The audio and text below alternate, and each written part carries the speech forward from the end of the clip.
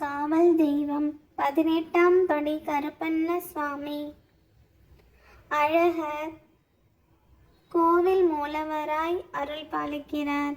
அங்கே உற்சவராக ஸ்ரீதேவி பூதேவி சமேதராக அருள் பாலிக்கிறார் கள்ளழகர். இந்த அழகரையும் மலையையும் காவல் காத்து வருகிறார் 18ஆம் படி கருப்பண்ண சுவாமி. இவருக்கு உருவம் இல்லை. மூடப்பட்ட கதவு, குடம் குடமாய் ஊற்றி பூசப்பட்ட சந்தனம், கதவை அலங்கரிக்கும் அழகிய நிலை மாலை என கம்பீரமாக காட்சி தருகிறார் கருப்பண்ண சுவாமி.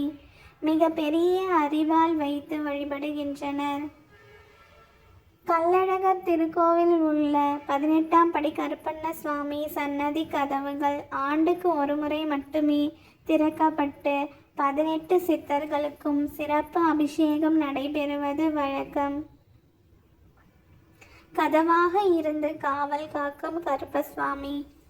பல ஊர்களில் கையில் அறிவாளுடன் காவல் தெய்வமாக காத்திருக்கும் கருப்பசுவாமி அழகர் கோவிலில் அருவமாக கதவாக இருந்து கோவிலை பாதுகாத்து வருகிறார். அழகர் கோவில் சொத்துக்களுக்கு காவல். அழகர் கோவில் சொத்துக்கள் பெரும் களஞ்சியத்தை போன்றது. அற்புதமான ரொக்க தங்கத்தால் ஆனவர் கள்ளழகர். கோவிலின் பெரும் செல்வத்தை காவல் காத்து வருகிறார் கருப்பசுவாமி. அழகருக்கு அபிஷேகம் செய்ய நூபுர கங்கை தீர்த்தம் தினமும் கொண்டு வரப்படும் தீர்த்தத்தை கூட கருப்பசாமியிடம் காட்டிவிட்டு தான் எடுத்து செல்வது வழக்கம். சித்திரை திருவிழாவுக்கு அழகர் மலையில் இருந்து கள்ளழகர் மதுரைக்கு புறப்படும் போது முதலில் கருப்பசாமியின் சந்நிதிக்கு எழுந்தருள்வார் கள்ளழகர்.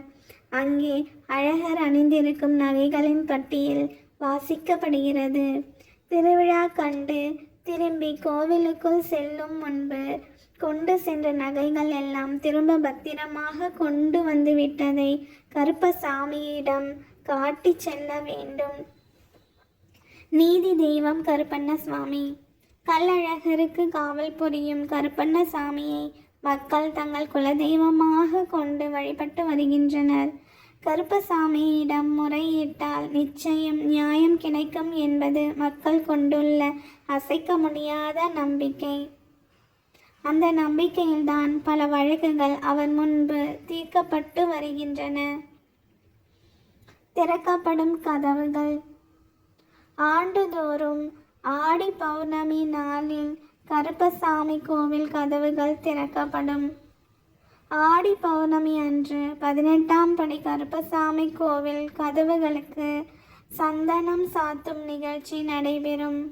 18 படிகளாக உருமாறி உள்ள இந்த சன்னதியில் 18 சித்தர்களுக்கு சிறப்பு பூஜைகள் நடத்தப்படுகின்றன. நன்றி, வணக்கம்.